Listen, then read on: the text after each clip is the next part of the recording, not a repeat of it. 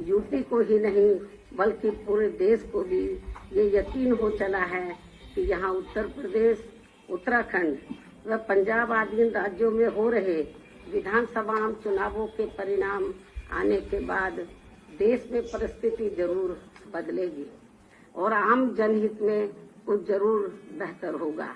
इस प्रकार काफी लंबी प्रतीक्षा के बाद अब नया साल सन 2022 यहाँ उम्मीदों की ऐसी नई किरण लेकर आ रहा है जिससे आम जनहित का भला होने की काफी प्रबल उम्मीद भी है।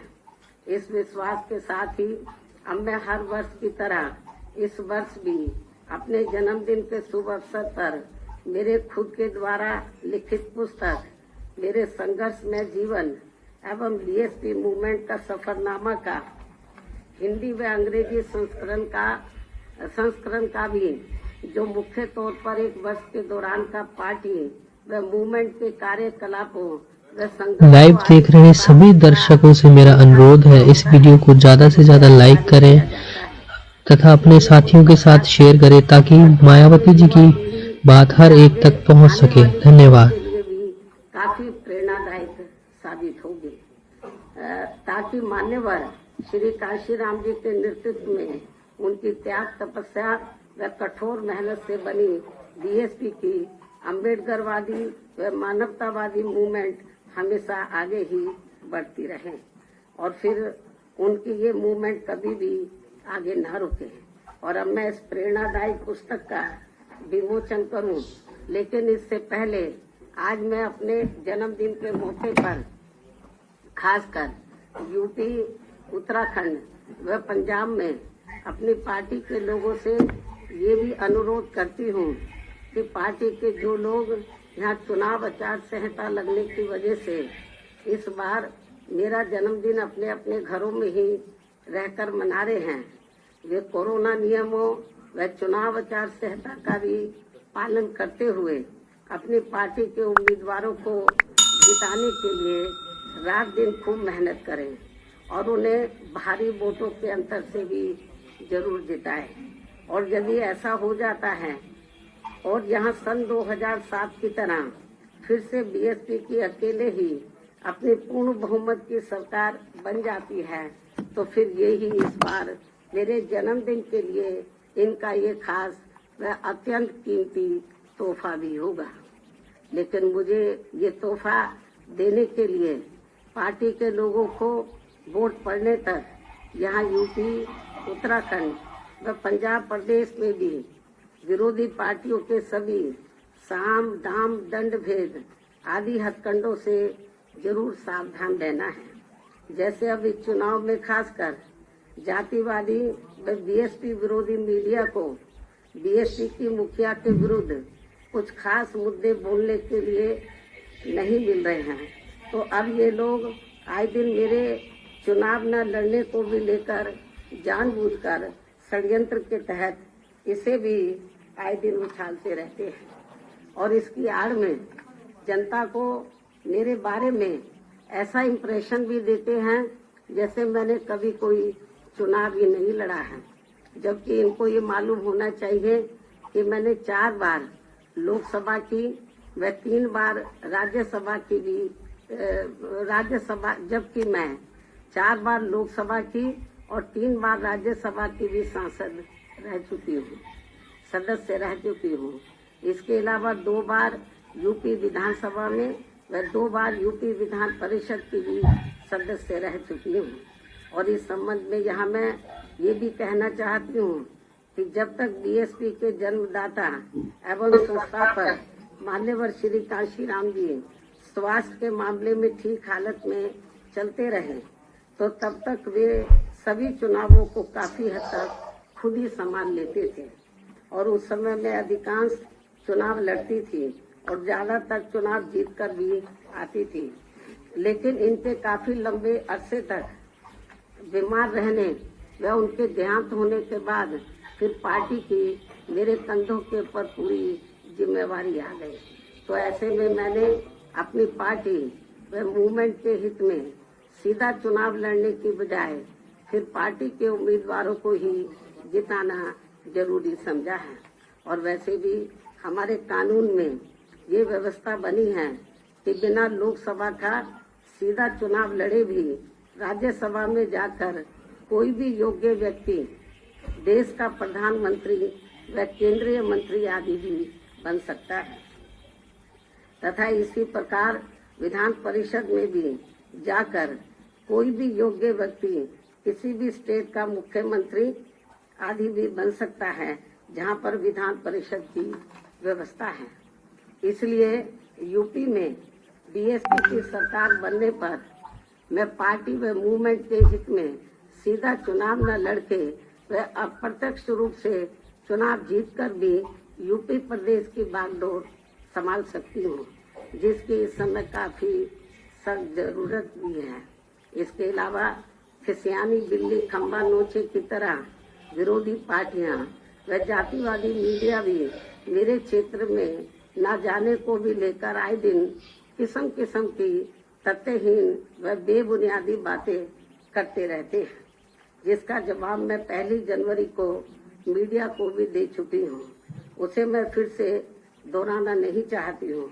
वैसे भी मुझे पूरा भरोसा है कि इस बार चुनाव में बीएसपी सन 2007 की तरह फिर से यूपी की सत्ता में जरूर वापस लौटेगी और तब फिर पूर्व की तरह। सभी लाइव देख रहे मेरे दर्शकों से अनुरोध है, प्लीज इस वीडियो को ज्यादा से ज्यादा लाइक करें तथा इस वीडियो को ज्यादा से ज्यादा शेयर करें। इतना ही नहीं बल्कि अब यहाँ आकाश आनंद को भी चुनाव लड़ने या ना लड़ने की भी बातें करते रहते हैं, जबकि अभी वह राजनीति में धीरे धीरे अपने आप को काफी तैयार व परिपक्व भी कर रहा है और इसके साथ ही मेरे चुनावी राज्यों में ज्यादा व्यस्त होने की वजह से अब वह मेरे दिशा निर्देशन में उन राज्यों में जहां चुनाव नहीं हो रहे हैं वहां पार्टी के जनाधार को भी बढ़ाने में पूरे जी जान से लगा है और फिर उचित समय पर ही इनको व पार्टी के अन्य नौजवानों को भी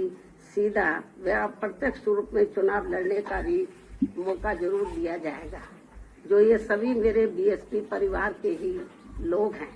लेकिन इसे भी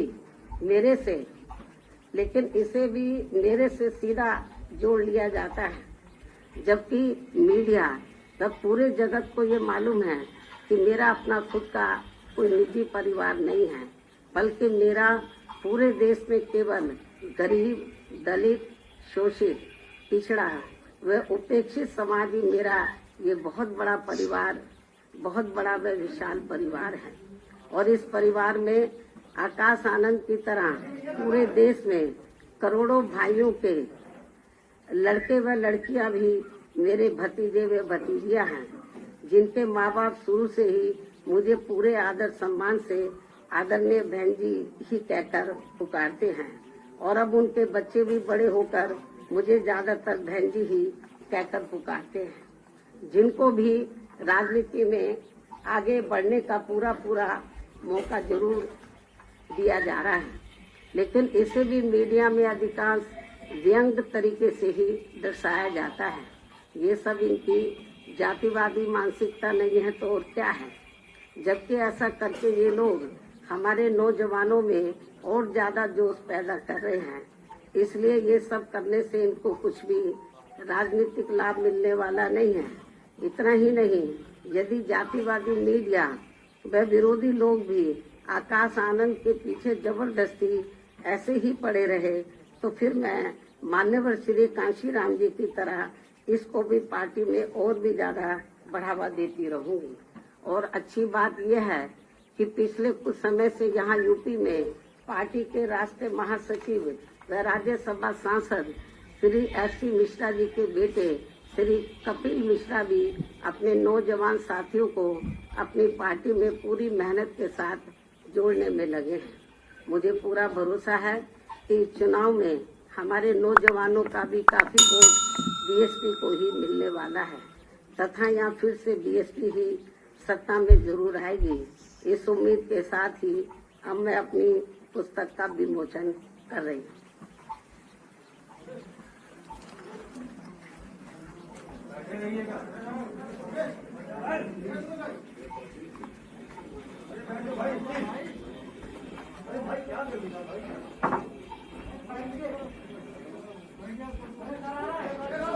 सभी लोगों से मेरा अनुरोध है, चैनल को सब्सक्राइब करें तथा इस वीडियो को ज़्यादा से ज़्यादा लाइक करें और शेयर करें। धन्यवाद।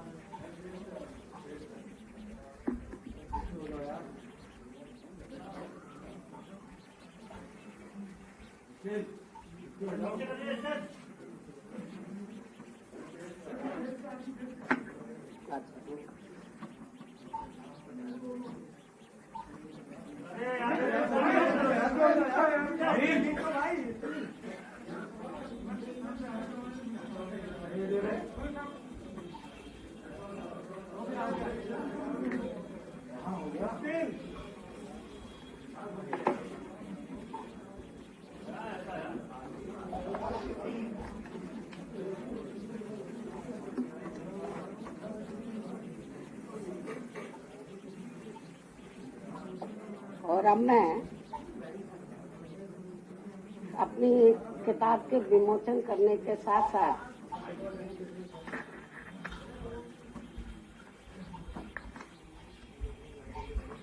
आपको ये भी बताना चाहती हूँ, वैसे आप लोगों को ये मालूम ही है कि उत्तर प्रदेश में यूपी विधानसभा के आम चुनाव 7 चरणों में हो रहे हैं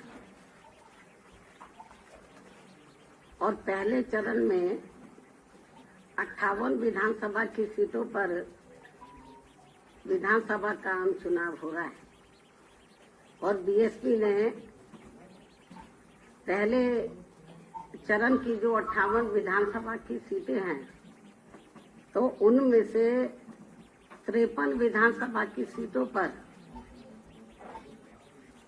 कैंडिडेट फाइनल कर दिए हैं। 5 सीटें बची है, 1-2 दिन में वो भी फाइनल हो जाएगा। तो आज मैं अपने जन्मदिन के शुभ अवसर पर तो बीएसपी की जो उम्मीदवारों की सूची है तो उसको मैं पहले चरण की सूची आज मैं जारी कर रही हूँ। 58 में से 53 विधानसभा की सीटों पर जो ये सूची ये मैं आज जारी कर रही हूँ और इसकी कॉपी आप लोगों को मेरे प्रेस के बाद खत्म होने के बाद इसकी एक प्रति आप लोगों को दे दी जाएगी।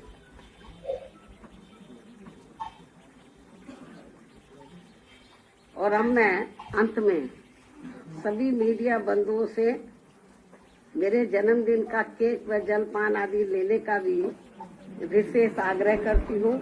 साथ ही अपनी बात भी यही समाप्त करती हूँ, किंतु इससे पहले यदि आप लोग मुझसे कुछ सवाल पूछना चाहते हैं तो एक एक करके पूछ सकते हैं, लेकिन आप सभी के एक सवाल का मैं खुद ही आपको जवाब दे देती हूँ। देश में चुनाव के नजदीक जिस प्रकार से स्वार्थी किस्म के लोगों का दल बदल करने का सिलसिला शुरू हो जाता है, तो इसे खास ध्यान में रखकर अब दल बदल कानून को काफी सख्त बनाने की जरूरत है, क्योंकि इससे हमारे लोकतंत्र पर भी काफी बुरा प्रभाव पड़ रहा है। इसके अलावा जो दल बदलू नेता व सपा के साथ सपा के साथ गठबंधन करके चुनाव लड़ने वाली पार्टियां ये कह रही हैं कि ये पार्टी यानी कि Samajwadi party SC, ST, OBC और MC यानी कि माइनॉरिटीज कम्युनिटीज वर्गों के हितों की व इनके संतों, गुरुओं व महापुरुषों आदि को भी सम्मान करने वाली पार्टी है, तो इसमें रत्ती भर भी सच्चाई नहीं है। जैसे आपने देखा होगा कि कुछ नेता लोग दल बदलू बहुत चीख चीख के बोल रहे थे। ये समाजवादी पार्टी के साथ साथ अम्बेडकरवादी पार्टी भी है, ये है वो है, आप लोगों ने देखा होगा, मतलब वो चिल्ला चिल्ला के बोल रहे थे। लेकिन जो ये कह रहे थे कि ये पार्टी समाजवादी पार्टी जो है ये समाजवादी के साथ साथ अम्बेडकरवादी भी है, SC ST OBC और विशेषकर माइनॉरिटीज के हितों की पार्टी है, लेकिन जिसमें रत्ती भर भी सच्चाई नहीं है। क्योंकि जिस समाजवादी पार्टी ने दलितों के सरकारी नौकरियों में पदोन्नति को लेकर लाए गए विधेयक को राज्यसभा में फाड़कर फेंक दिया था और इस विधेयक को पास नहीं होने दिया था, जो अभी तक भी लटका पड़ा है, तो ये भी इनको जानना चाहिए। तो ये कैसे दलित हितैषी पार्टी हो सकती है? साथ ही दलित समाज में जन्मे संतों, गुरुओं व महापुरुषों के नाम पर रखे गए जो कुछ जिलों के या जो कल्याणकारी योजनाएं हैं, जो भी हमने काम किए, तो उनका सपा ने हमेशा विरोध किया है। और इस संदर्भ में मैं आपको ये बताना चाहती हूँ, जब मेरी सरकार थी तो मेरी सरकार ने भदोई के नाम से नया जिला बनाया, आप लोगों को मालूम है। तो इसी पार्टी की सरकार ने, समाजवादी पार्टी की सरकार ने दलित समाज में जन्मे संत गुरु रविदास जी के नाम पर रखे गए नए भदोई जिले का नाम भी बदल दिया। ये पूर्वांचल के लोग अच्छे प्रकार से जानते हैं, और जिनको खास तौर से पूरा देश और यूपी में, खासकर पूरे यूपी में और पूर्वांचल में संत गुरु रविदास जी को बहुत आदर सम्मान देते हैं, उनकी बहुत कदर करते हैं, उनके बताए हुए रास्ते पर चलते हैं, उनकी वानियों पर अमल करते हैं। लेकिन दुख इस बात का है कि समाजवादी पार्टी की सरकार ने, मेरी सरकार ने इस भदोई के नाम से जो नया जिला बना, इसका नाम संत गुरु रविदास जी के नाम से रखा। लेकिन ये इतना दलित हितैषी है, इतना आदर सम्मान करता है कि सत्ता में आते ही उसने रविदास जी का जो नाम रखा था भदोई का, उसको बदल दिया। आप समझ सकते हैं। इतना ही नहीं, बल्कि इसी पार्टी ने अपने सत्ता में रहते हुए पिछड़े वर्ग में केवल अपने यादव समाज का ही अधिकांश ध्यान रखा है, बाकी पिछड़ी जातियों का नहीं। जबकि बीएसपी ने दलितों के साथ साथ यादव सहित सभी पिछड़ी जातियों का भी बराबर ध्यान रखा है, उनके विकास व उत्थान का। इसी प्रकार इस पार्टी ने अपनी हुकूमत के दौरान खूब दंगे भी कराकर हिंदू मुस्लिम भाईचारे को तोड़ा है। साथ ही चुनाव में भी खासकर मुसलमानों का तो इस पार्टी ने वोट तो जरूर लिया है, लेकिन टिकट व सरकार में भागीदारी देने के मामले में भी अधिकांश इनकी उपेक्षा ही की है। और इस बार भी सपा की जारी की गई पहली सूची में इनकी काफी उपेक्षा की गई है। मुस्लिम समाज की टिकट लाइव देख रहे सभी दर्शकों से मेरा अनुरोध है, द कवर को सब्सक्राइब करें तथा इस वीडियो को लाइक करें और ज्यादा से ज्यादा शेयर करें। धन्यवाद। मुस्लिम समाज को उचित भागीदारी दी है और सरकार बनने पर इनके जान माल व मजहब की भी पूरी हिफाजत है। साथ ही इनके विकास व उत्थान का भी विशेष ध्यान रखा है। इसके अलावा हमारी पार्टी की रही सरकार ने दलितों, आदिवासियों, पिछड़े वर्गों, अकलियतों के साथ साथ अपर कास्ट समाज के भी सभी वर्गों के हित व कल्याण का भी पूरा ध्यान रखा है। तो इसलिए तो दल बदलू लोग और खास तौर से जो छोटे छोटे दल जो सपा के साथ गठबंधन करके चुनाव लड़े हैं, तो जो इस किस्म की बातें कर रहे हैं कि सपा दलित हितैषी पार्टी है, ओबीसी की हितैषी पार्टी है, इनके संतों, गुरुओं और महापुरुषों का पूरा आदर सम्मान करके इसमें रत्ती भर भी सच्चाई नहीं है। इस सरकार ने जो धार्मिक अल्पसंख्यक समाज में से जो मुस्लिम समाज के लोग हैं, तो उनके ना हितों का ध्यान रखा और ना टिकट बंटवारे के मामले में और न ही सरकार में भागीदारी देने के मामले में इनके हितों का ध्यान रखा है। तो ये सब आप लोगों को मालूम है। आप ये सवाल पूछते तो मैंने पहले ही टुकड़ों टुकड़ों में पूछते, मैंने पूरा इसका जवाब आप लोगों को दे दिया। अब आप पूछिए, एक एक करके पूछो।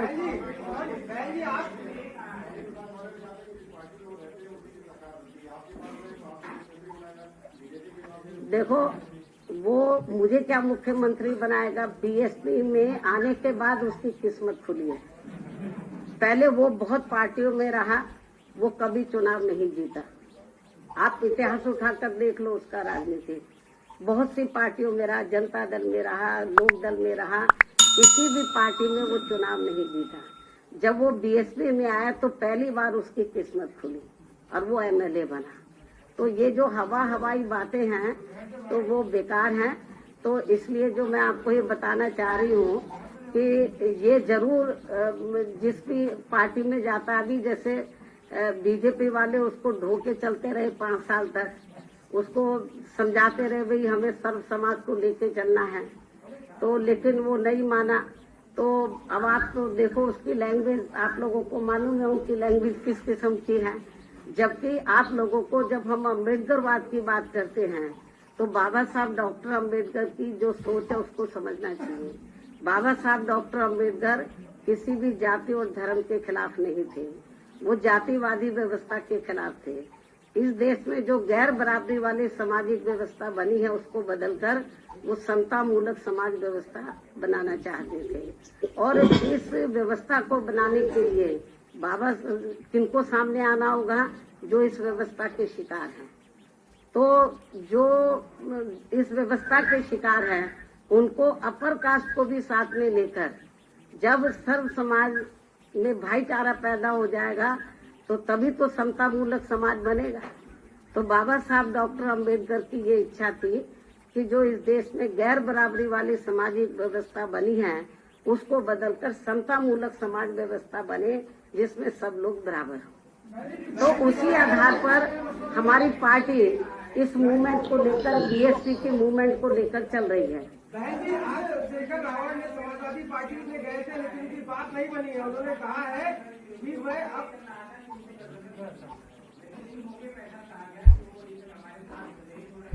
लाइव देख रहे सभी दर्शकों से मेरा अनुरोध है द कवर को सब्सक्राइब करें, तो इस वीडियो को लाइक करें और ज्यादा से ज्यादा शेयर करें। धन्यवाद। बताना चाह रही हूँ, हमारी पार्टी किसी भी पार्टी के साथ कोई गठबंधन नहीं कर रही है।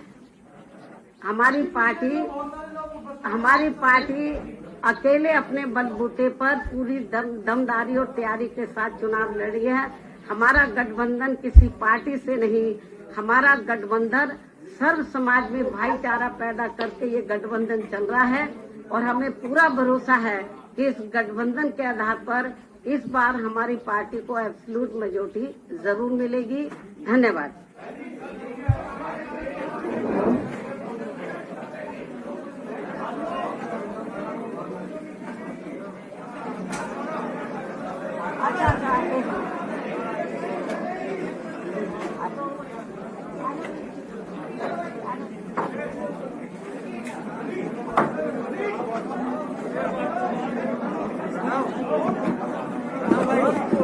बहुत ज्यादा